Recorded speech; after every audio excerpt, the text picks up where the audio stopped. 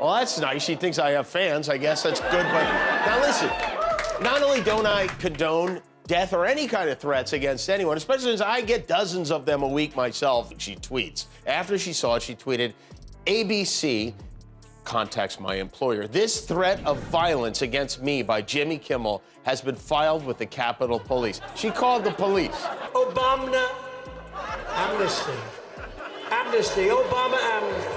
What kind of president needs a no card to answer a basic and predictable question? Breaking news, comedian files police report against jokes? That's right, folks. MTG actually called the cops on Kimmel's punchlines. But wait, it gets better. Didn't she vote against funding those same police? Talk about a plot twist that even M. Night Shyamalan couldn't see coming. Before we move on, I'd like to ask you a small favor. If you appreciate this content, please take a second to like this video and subscribe to the channel. Over 98% of you watch the videos without subscribing. It costs you nothing, but it makes a huge difference to us. So did you click the subscribe button? Great. Thank you so much. Now back to the video. As a result, Jimmy Kimmel chose to make fun of Marjorie Taylor Greene on his program. He jokingly referred to her as the worst woman in American politics. Typical late night comedic fare, isn't it? Well, it wasn't hilarious to MTG at all. MTG went all drama queen instead of laughing it off or retaliating with her own zinger. In fact, she informed the Capitol Police about Kimmel. Is it not unbelievable? A politician accusing a comedian of making jokes and contacting the police. It's like calling the FBI to report your mother for forcing you to eat vegetables. Let's now quickly review some of MTG's best songs. This afternoon, she wrote, "You were joking. You hide your misogyny and your racism behind your jokes on ABC. This was a dog whistle to the violent left to assault me or worse, and you're," misspelled "you're," of course, she tweets. After she saw it, she tweeted, "ABC contacts my employer. This threat of violence against me by Jimmy Kimmel has been filed with the Capitol Police." She called the police. First, new evidence tonight that we, you, the American people, all of us, we were all lied to. Frankly, we did win this election. We did win this election. We were lied to by Joe Biden. This is the same individual who earlier claimed that Jewish space lasers were to blame for wildfires in California. Additionally, she has asserted that school shootings were premeditated. However, it seems that Kimmel crosses the line with her quips. It's like whining about a paper cut after being bitten by a shark.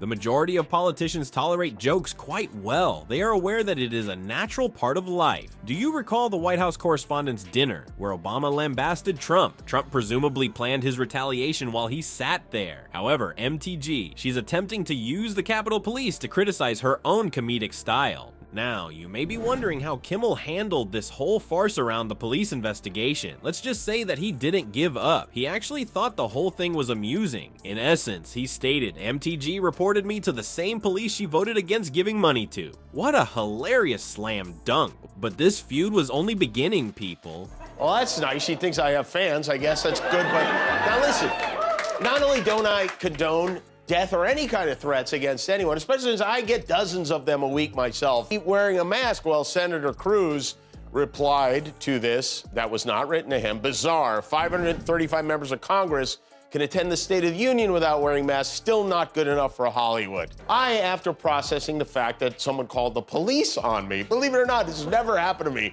in my life, I tweeted back, I wrote, "Officer, I'd like to report a joke." Kimmel had no intention of giving MTG the final say. He had a secret that would make this whole situation even more exciting. It's not the hero MTG deserves, but it's the one she needs right now, so let's assume Batman is involved. This comedic showdown is about to get even more absurd, so pay attention. Did you find it strange that MTG called the police on Kimmel? Folks, hold on to your tinfoil hats. This rivalry went from being absurd to completely insane after Kimmel's reaction. How do you outsmart a politician who believes in Jewish space lasers? Kimmel managed to do so, and it has to do with a certain caped crusader. Kimmel had no intention of overlooking MTG's police complaint. In his subsequent monologue, he made the decision to use gasoline to combat fire. Kimmel delivered a flurry of jokes that made MTG's space laser hypothesis seem quite natural as the crowd waited anxiously. "I might as well report her to the Justice League if MTG is going to report me to the police," he began. The crowd burst out laughing. Kimmel, meanwhile, was only warming up. He continued by proposing that a complimentary tin foil hat be included with MTG's book. The true kicker, though? compute. This woman, you may remember, she's the one who endorsed fringe conspiracy theories and repeatedly indicated support for executing prominent Democratic politicians. Now she's dialing 911 because she got made fun of. Note to Jimmy Kimmel, not only would Marjorie Taylor Greene's husband make quick work of you, but Rep. MTG herself would make quick work of you. Kimmel would not last too long if he were interested in engaging in unprovoked, terrible violence against this congresswoman. On our show Tuesday night, MTG, Clan Mom as we call her, earlier in the day, called 3 of her fellow Republicans pro-pedophile for supporting Judge Ketanji Brown Jackson's nomination. Kimmel wrote Batman a letter. Yes, you heard correctly, Batman. He said that MTG is as crazy as the Joker and as perplexing as the Riddler, drawing comparisons to some of Gotham's most notorious villains. He also said she thinks she's funny, and like the Penguin, she's 5'3" in reference to her height. What a cheap shot.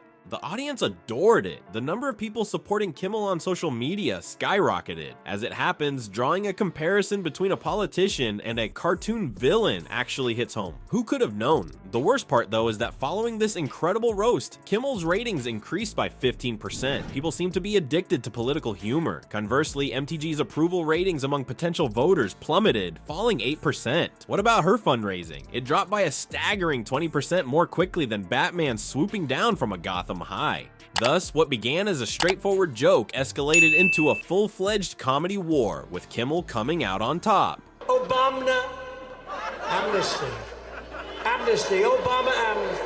What kind of president needs a no card to answer a basic and predictable question? If she's gonna report me to the police, if that's how she wants to play it, I'll report you right back. And I won't go to the police. I'll go to the Justice League. Hey, you know, all these crazy people in Congress, all of these low IQ individuals in Congress right now, there's one guy who's responsible for that, and that's Donald Trump. This feud isn't finished yet, though. People are beginning to question what happens when comedy and politics combine when the dust settles. More importantly, who will play Batman in this absurd story's inevitable film adaptation? What lessons have we taken away from Kimmel and MTG's titanic battle? First of all, it appears that politicians may like to spend their campaign money on a sense of humor. This entire fiasco demonstrates that comedy is a potent tool for exposing the ridiculous in politics, and isn't simply about making people laugh. In addition to providing entertainment, Kimmel's jokes provoke discussion and thought on significant topics. He seems to be the class clown who also does exceptionally well on the civics test. And let's be honest, a little comedy goes a long way in a world where politics can be as dry as unbuttered toast. Here's the crucial query though. What comes next as politics and comedy continue to collide like two clowns in a small car? Will politicians eventually learn to laugh at themselves? Or will we see more attempts to silence comedians? Time will tell, but one thing is certain. Anyone who undervalues the impact of a strong political joke will be laughed at.